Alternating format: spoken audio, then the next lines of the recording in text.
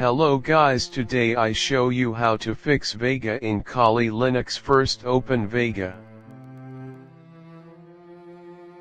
The massege will appear. Open terminal, write this sudo update alternative config java.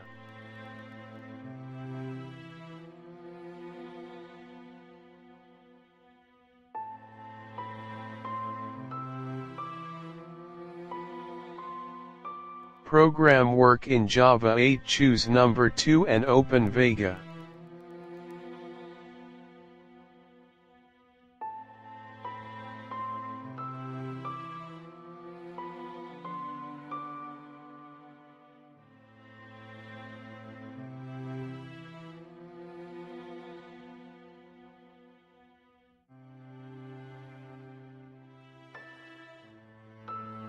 It worked. Thanks for watching. Please like and subscribe me channel. Bye.